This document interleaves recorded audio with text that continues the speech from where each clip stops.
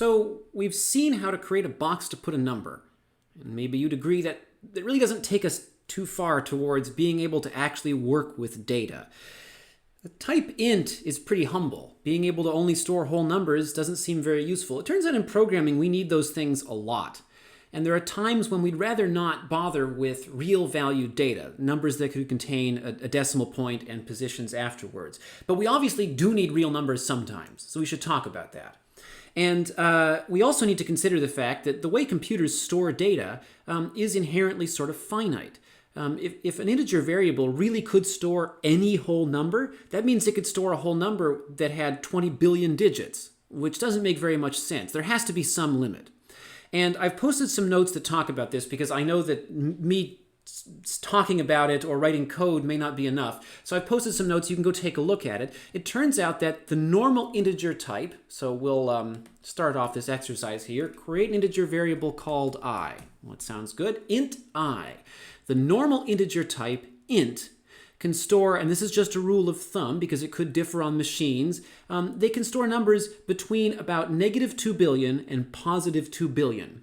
So that's a pretty decent range. You can get a lot out of that. If you ever need to store larger values, so 4 billion or 10 billion or something, there actually are other types for whole numbers that you can use. The very creatively named long int, and even better, long int, for storing even larger integer values.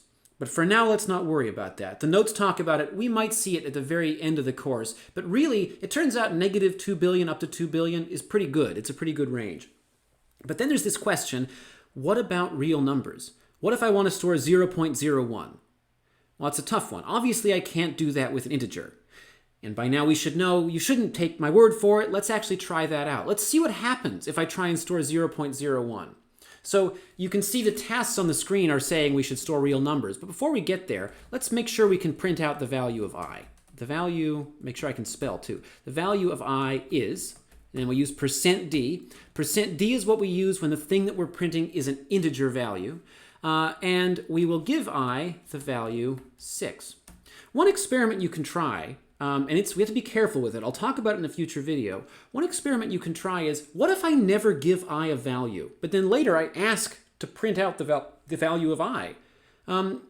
There's a lot of ways of thinking about this. It turns out it's actually a very deceptive question, but it's something we have to get used to answering because it could affect the way we write our assignments later. But we'll talk about that in a future video. So for now, int I equals 6, and let's just make sure we can print that out.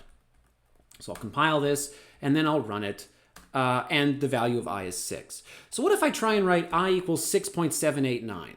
So this is a number that has a decimal expansion. So if I try this, will the compiler complain? Okay, it won't. Okay, so if I print out the value, it's still just 6. Well, that's weird. You'd think if I can give it a real numbered value, it would at least be nice enough to round it or something, but it doesn't. So if I walk through this program, what's really happening here is when I get to line 13, well, I should keep a diagram over on the side. When I get to line 13, I create a new variable called I. It has type int. This box can only contain whole numbers. On line 14, I try and jam in a value that's a real number that has a decimal expansion. The policy when this is encountered is to just chop off everything after the decimal point. Just completely ignore it. Not round, just truncate. Delete everything after the decimal point and only store the integer part of the number. And you might think, well, that's not a very reasonable way of handling this if I care about that real valued expansion. Well, of course, and we're going to see in a minute that the solution is if you need real valued data, you shouldn't be using type int. So an int can store a whole number between about approximately -2 billion up to 2 billion. And we could also test that out. So let's clear this. What if I try and store the number? Let's see. Let's try -2 billion. There's -2 billion. Okay, so I'll store that and I will try running it. There it is, -2 billion. What if I try and store -4 billion? And we'll try compiling and running that. And the compiler does warn us. It says, are you sure you want this? And it gives us a very cryptic looking warning. But remember that a warning is just a warning. I'm allowed to do this. I'm the boss. The compiler thinks I'm out of my mind, but I'm allowed to try this. So I try it. and the value of I comes out to be something that is definitely not negative 4 billion. So what's happened here is I've tried to use a value that exceeds the range of this type. And just to demonstrate, if I ever need an int variable to contain a value outside the range of our usual int type, what I could do is use a different type. Maybe it doesn't surprise you that if a variable has to have a type, there probably are more than one type to choose from. So I use this type called long int. And just to clarify, if I draw a diagram about this, I actually would want to draw a nice long box to store my big number. And there's I, and its type is long int. And when I print out an int, I use %d to get that substitution. It turns out when I print out a long int, I use %ld. Now some of you are already freaking out looking at this saying, oh great, I've got to memorize %d and %ld. Don't worry about it, it's arbitrary. I wouldn't really have it memorized myself if I didn't teach programming. The exams are open book, and I mean, frankly, between you and me, even if the exams weren't open book, how would I enforce that? But the exams are open book, so don't worry about memorizing arbitrary stuff. There's no deeper magic to it. Everybody finds all of these cryptic codes to be annoying. So %ld to print out a long int, and I'm just proving a point here to show that there's such thing as long int. So I get to line 13 and I create a long int called I. I get to line 14 and I set the value to negative 4,000,000,000,000, negative 4 billion. And then I go down here and I print it out. Let's try that. Right, so now using the long int type, I am able to store larger values than the normal int type allows. It's actually surprising how little I care about values outside of the normal range in this course. Most of our ints, I can't remember a time, last time I taught 111, that we actually needed a long int for anything. I have needed long ints when I taught other courses, but not really in 111. So we'll go back, let's get rid of this and just use the regular int type. The notes talk about this. There is in fact also a type called long int. They sort of, I don't know, ran out of creativity at some point. But we'll go back and we'll just set I to be equal to 6, and we'll change this to %d. And then because we need to develop on this, we'll make sure it still works before we continue. All right, that looks good. So we have the type int for storing whole numbers, and int has a finite range. It's actually a pretty decent range. You get, 9 digits at least, positive or negative. You go down to negative 2 billion, up to positive 2 billion. But what about real numbers? So real numbers have to have a finite range as well, because the computer doesn't have infinite memory. But it's a bit more complicated there. With an int, we could just say you can store any number, whole number, between negative 2 billion and 2 billion. But what do we do for real numbers? Could I say you can store any real number between 0 and 100? Okay, well what about 50? Well, that sounds good. What about 50.1? That sounds good too. What about 50.112, what was that? 112, strange symbol, 112233, off to infinity. Okay, wait a minute, that's going to be a problem. Because a real number could actually have an infinite number of digits. Okay, so that's not going to fly. I can't just say that our real numbers are going to be inside of some range. It's more complicated than that. Even if I said you can only store real numbers in the range 0 through 10, what about pi? Well, pi has an infinite decimal expansion that I can't write out as a rational number. So what am I going to do? Well, instead, let's think about why we need real numbers.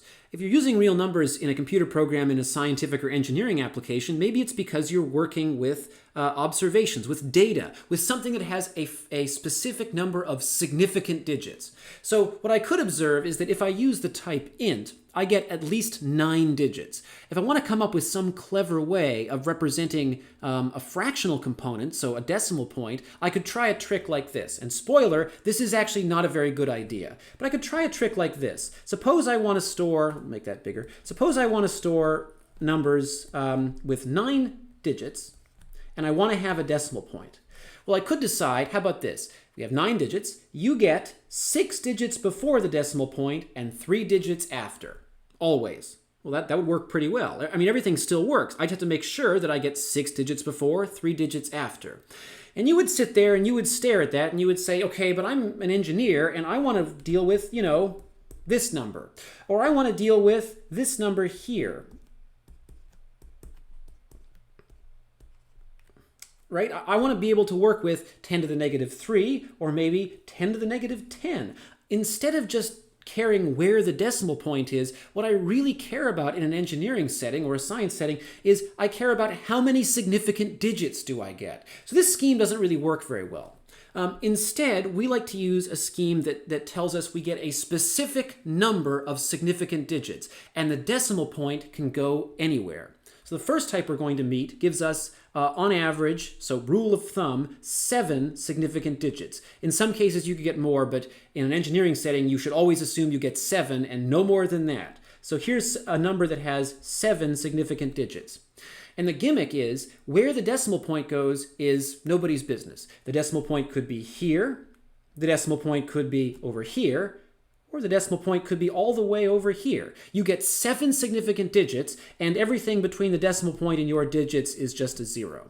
So the idea here is that you get a certain number of significant digits guaranteed, and the decimal point can float around. And so somebody in the 70s or something called this a floating point number. It is a floating point representation of a real number. You get a certain number of significant digits guaranteed, and where the decimal point goes is nobody's business. And that's great because we don't know in advance where you're going to need the decimal point to be because we don't know what kinds of calculations you're doing. So the first type we're going to meet is called float. Maybe not surprisingly, because it stands for floating point. I want to actually quickly illustrate something else here. In our previous video, we create our variable with this declaration, and then we use this assignment statement to give it its first value. It turns out if you want, you are allowed to do both in one fell swoop. This is valid. Int I equals 6. It is still doing both things. It declares the variable, then it sets it to a value. But it lets you use this as a shorthand. We typically call this syntactic sugar. So the idea behind that, it's syntax, part of the language. The sugar part is that it sweetens things up, but it doesn't really add anything to the power of the language. I could still get the same effect by doing it the long way. But the syntactic sugar makes it a bit sweeter because I can write a little bit less and I have a shorthand I can use. And so you could do it either way. If you really would rather do it on 2 lines, go right ahead. Nobody's judging. We want the code to work. We don't necessarily care how it looks. But you will see occasionally I like to write int I equals 6. So here's a variable called float g. And I guess I should make a diagram. I should recover my diagram from earlier. So at line 13, I create a variable called I. At line 14, I give it the value 6. And then down here on line 15, I create a variable called g, and its type is float. And it's really important that we keep track of the type of every variable. At all times in every C program, every single piece of data you work with, whether it's a box to put something or some numerical result, every single piece of data always has a value, in this case like the number 6, and a type like int or float. So let's give this float a value. We'll try and prove that we can use real numbers. So there's 1.87. And then down here in task number 2, let's print it out. So when we printed out an int, we used %d. When we print out a long int, we use %ld. And it turns out that the type does govern how we print it out. Notice that when we print out an int, we don't see a decimal point because an int will never have anything after the decimal point. The value of g is, and there's a hint here up in the task description, when we want to print out a floating point value, we should use %f. Now, you'll have to forgive me. I'm still learning how to keep the mouse pointer from getting in the way of the code that I'm writing on the video. So here, the value of g is %f, and then I give it the value of the variable g. So we'll try running that. I guess I should update my diagram to say 1.87. So we'll save the file. We'll go down here and run it. And there it is. The value of g is... So by default, printf wants to give you 6 decimal places. And that's a bit sort of disgusting. I mean, maybe you can see that doesn't look very good. If you want, you are allowed, and you're not tested on this, it does show up in assignments, you are allowed to tell it how many digits of precision you want. So in this case, what you do is you put the number between the % sign and the f. %.2f, that says 2 digits after the decimal place. So I'll save that. We'll try running that and see what happens. Then we get just 1.87.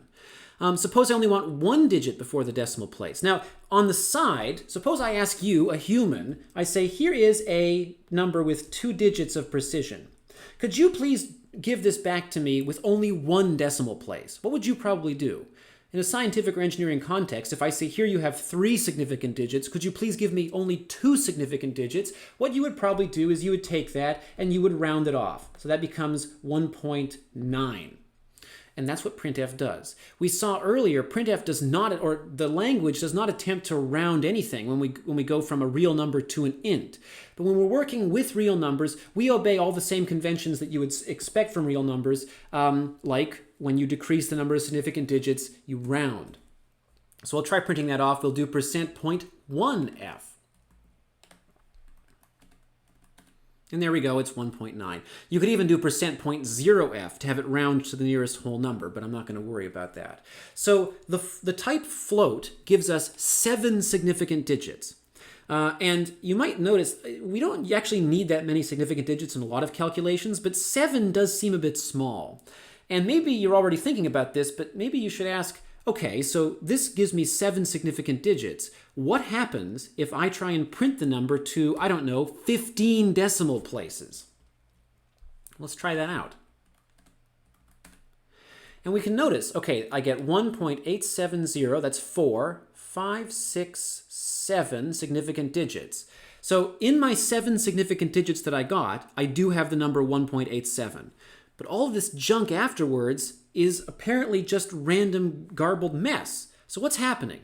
Well, the type float only gives us 7 significant digits. If I try and yank out more digits, I just get weird random garbage.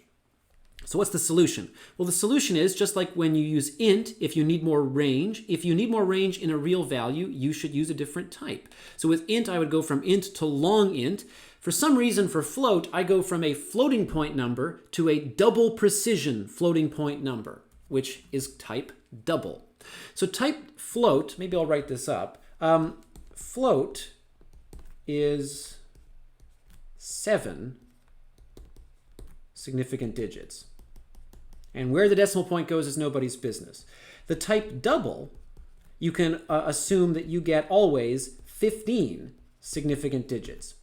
Now, you might be wondering, why do we ever bother using float if we could always use double? We get more significant digits. And the answer is, in an engineering context, always, always, always, always use double. Just period. That's it. The only time it's actually a better idea to use float is if speed is an issue, because it does take the computer a little bit longer to handle all those extra digits. But the computers that we have these days can do billions of operations per second, so it's hard to even notice that. If you're working in a really computationally intensive program, which you won't be in this course, but maybe in computer graphics or something, then you might want to use float instead of double. Because in computer graphics applications, often it's no big deal to lose a little bit of precision and gain a bit of speed. But in engineering applications, we want our calculations to be accurate. And accuracy means using as many significant digits as we can get our hands on. It turns out there's also a type called long double that gives us even more precision. But typically in standard C, we try and work only with float and double because the actual precision that long double gives us can vary depending on the machine. So we'll try this. So we saw before that if I use float, I only get the first 7 significant digits and the rest becomes a garbled mess. Let's see what happens if I use double. And here it is in fact 1.87 and all the zeros are where they're supposed to be. I'm going to prove this point in one other way. So if I go back to float, and let's verify that we go back to that garbled mess. There it is. If I go back to float, what if I try to construct a number to just test how many significant digits I get? 1.1234567890123454567 Okay, so it'll be easy to know when the number falls apart because the pattern will stop working. So I do this, and we can see 1.123456. There's my 7 significant digits, and then a random garbled mess. So, of course, the issue here is that the type float doesn't give me any more than 7 significant digits in general, but if I go to double, we can see that I get almost everything I need. Although at the very end, something funny is happening. 1, 2, 3, 4, 6. So what's actually happening here is I only asked for 15 decimal places from printf. Let's ask for 20. That's excessive, but let's ask for 20 and see what happens. So if I do this, we'll notice 1, 2, 3, 4, 5, 6, 7, 8, 9, 0, 1, 2, 3, 4, 5, 6, and then things fall apart. But I'm getting my 16, I'm actually getting more than 15 significant digits, but I can trust always that double will give me 15 significant digits. So in an engineering context, and especially on assignment 2, On assignment 1, you can probably get away with using float or double. On assignment 2, we specifically will need 16 digits of precision. And so on assignment 2, you will have to use double or it just won't work. So we now have types that we've seen to represent whole numbers, that's int, and I guess long int, not that we need it too much, and the types to represent real numbers. That would be float and double. Okay, so I'm going to go back to my basic %f. Usually that's fine. It's only for aesthetic reasons that I tend not to want... Oh, that was too bad. I cut off the bottom of the G when I erased. It's only usually for aesthetic reasons that we care how many decimal places we get. I can put up with a default representation for the sake of the rest of my example. So there's 1.87, and I will go back and just make sure that that works. Because I wasn't kidding in the first video about how often we should be compiling and running our program. Because if we compile often, it's much easier to detect an error early as soon as we make the mistake. Okay, so I'm printing out the value of I is 6, the value of G is 1.87. That looks good given my diagram that I've been keeping. Task number 3 and task number 4 go together. I'm actually going to cheat on task number 4. Task number 4 is just repeat task 2. So my goal in task number 3 is to modify the values of I and G. And then in task number 4, I'll print them back out again. So let's modify the values of I and G. So, okay, I'm going to do this 3 different ways. I'm going to do it the obvious, easy way, the slightly less obvious but sort of reasonable way, and then the scary way. And I mentioned before that this equals sign is actually pretty scary to people because it doesn't mean what we think it means. So here's the easy, obvious way. Let's modify the values of I and G. So I'm going to give I the value 17, G the value, 11.1. Okay, so we'll try that and we'll print those out. And then I want to walk through it with a diagram to make sure we know what's going on. So, okay, so it looks like everything worked. In task 2, they had the values I gave them at the beginning. Then I modify them after task 2. And then in task 4, they had the values I gave them in the middle. So a common task in this course is, here's a piece of code I already wrote. Trace through this code. Run the code like you're the computer. And there is no better time than the present to start learning how to do that. So I start at the beginning of main and I run each line one by one, so I skip over the comments. Line 13, I create a variable called I, it's an int. Line 14, I put the value 6 in the box. Line 15, I create a variable called G and it's a double. And at line 16, I put the value 1.87 in the box. And then down on line 22, I print out, let's actually generate the same output that the program generates. Very common exam question. So the output is task 2. And then line 23, the value of I is, okay, so then I go and I grab the value of I as it currently exists, and it's 6. Great. And then the next line is the value of G is, I'll hopefully over the semester learn to draw G's properly. The value of G is 1.87. Now actually it'll print out with a bunch of extra stuff here. On an exam, it wouldn't be a big deal if you just wrote its actual value. You would not be expected to remember the weird way that printf formats numbers. But I guess for completeness, I will do that. And then down here, on line, let's see, I go down to line 26, it's a comment. Then I hit line 27, I equals 17. So this is an assignment statement. And before I go further, I want to do a quick tutorial. It's obvious in this case maybe, but how do we evaluate an assignment statement? I equals 17. So here's the way this works. And if this were an in-person semester on the board, I would actually cover up this here. Cover up the left-hand side. Just look at the right-hand side. Do not uncover the left-hand side. Let's just cross it out. Do not uncover the left-hand side until you have the right-hand side down to an actual final number. And in this case, so I'll just erase that. So there's the right-hand side. Is it a final number? Okay, yes, now it's a final number. It was always a final number.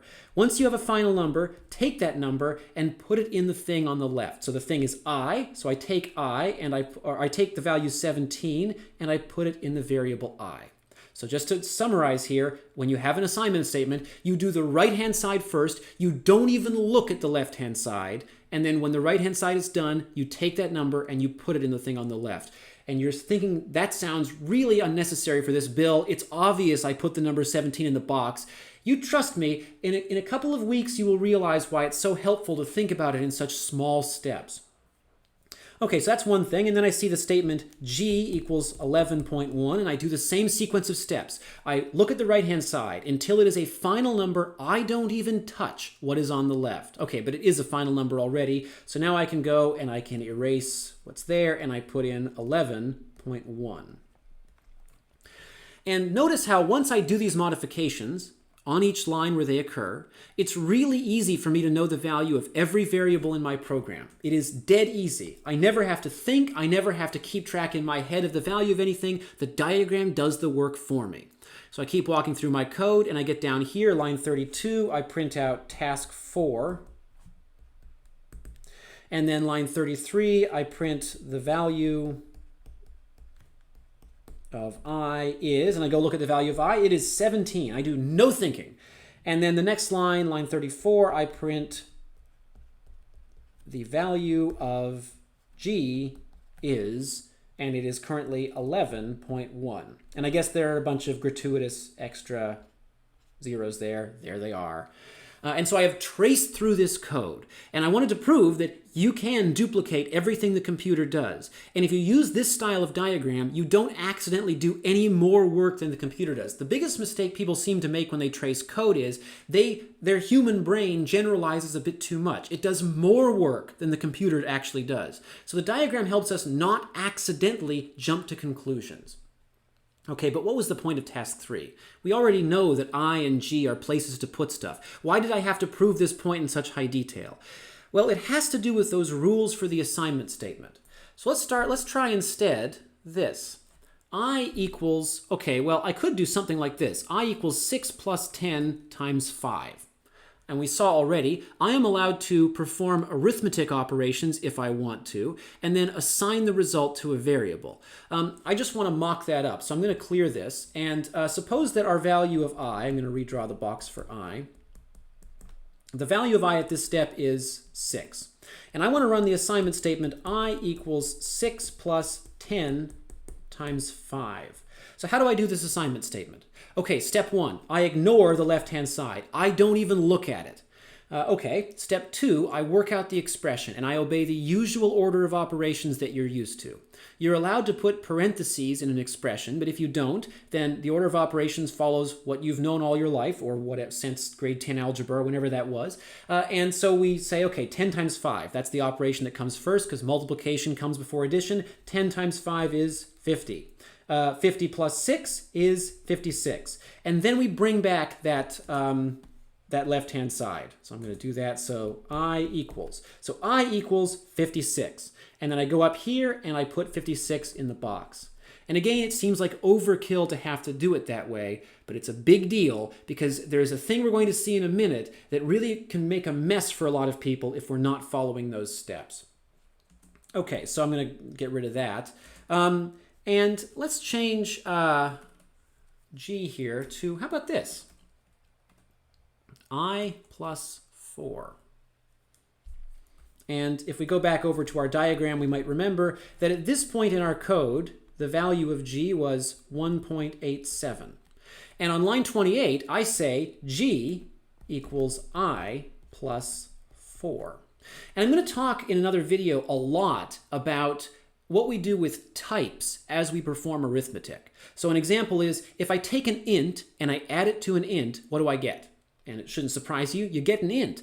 But we're going to talk about, there's some interesting implications of that, but we won't talk about that here. Instead, we're just going to talk about these assignment statements. So G equals I plus 4. Okay, so G equals I plus 4. What are the rules for an assignment statement? First step, ignore the left-hand side. Okay, second step, let's work out what was happening on the right. So before I can do I plus 4, I need to know what's in the variable I. So we just saw on line 27, I set I to be 56. So I go to the box, I look at what's in there right now. I do not try and do this in my head because maybe I remember the wrong value for I. The only value the computer knows about for I is what is currently in this box. It has no memory of previous values for that variable. So 56 plus 4, okay, that's 60. And then I can bring back the left-hand side, so g equals 60. Okay, so g is allowed to contain a fractional value, but it's also allowed to contain whole numbers if you want it to. So g gets set to the value 60. And then I go down to these lines here and I print it out. Before I go further, I want to prove that what I just did actually worked. So I save the file, I'll save it again just for safety, and then I will run the code. And there it is, the value of I is 56. First the value of I is 6 and then 187, that's happening up here. Then I modify them, and then down here I is 56, G is 60. Okay, so I made that modification. That was part 2 of our lesson on assignment statements. And now we're ready to actually learn, to actually get to the point that I wanted to make. I'm going to write 2 new assignment statements here. Let's see, I'm going to do G first. G equals I plus 5. Well, that's not so bad, Bill. We just talked about doing that. Okay, great, fine. Let's try this one then. I equals I plus 10. I'll give you a moment to appreciate that. So if in math you were talking about a variable x, and I wrote the statement x equals 7, you would say no problem. X is 7. Great. Fair enough. X and 7 are the same thing. That's what an equals sign is, Bill.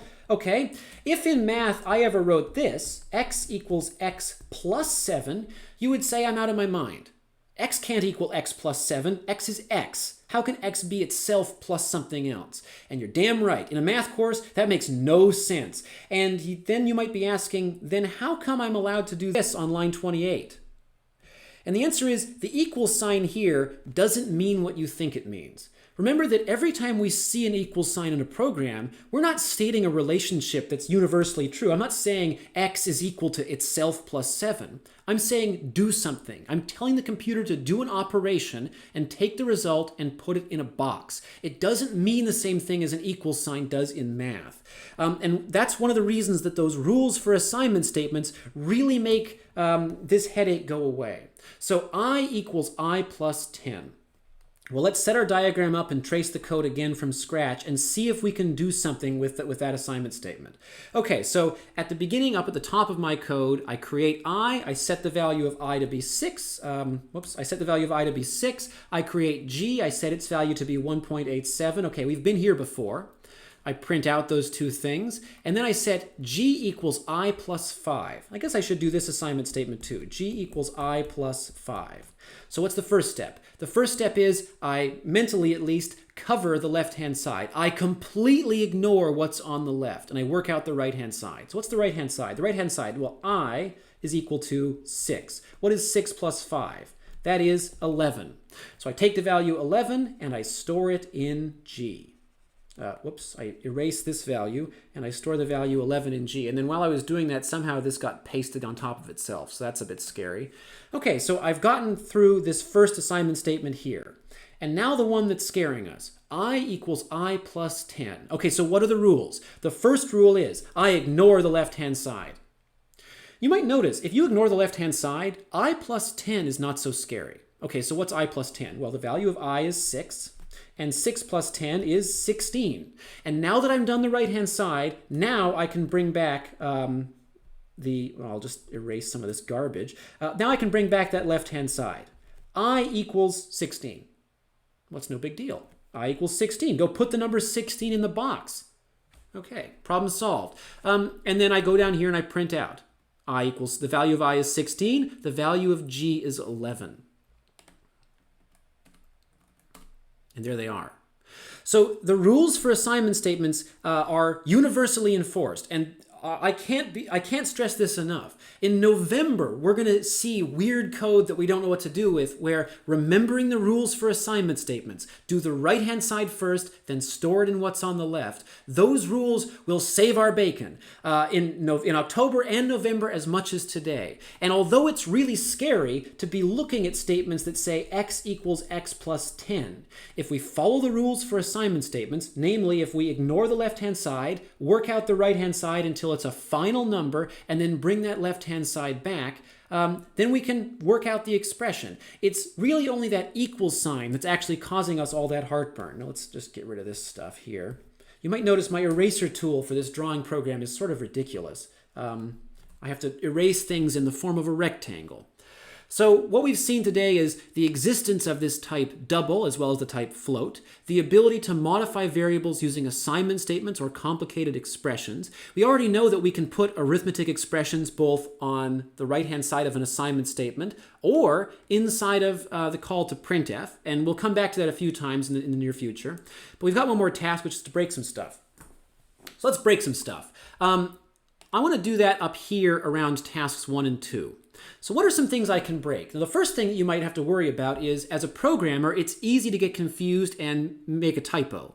And that can sometimes be pretty horrifying when you look at that. So one of the key things, and I still make this mistake, like I do this all the time, is when I'm printing out a float, I'm supposed to use %f to print out a float or a double. But sometimes I'm so used to writing %d that I just do %d for everything. And that's no big deal. I mean, it's a mistake everybody makes. As I said, a good programmer isn't somebody that makes no mistakes. It's somebody that can fix their mistakes with no drama. So let's see what happens if I make this mistake. So I'll try compiling this, and I'll hope that the compiler helps me out. It sort of helps me. It says, warning, are you sure this is a good idea? And actually, very, very earnestly, it says, don't you want a %f there? But suppose I ignore that warning.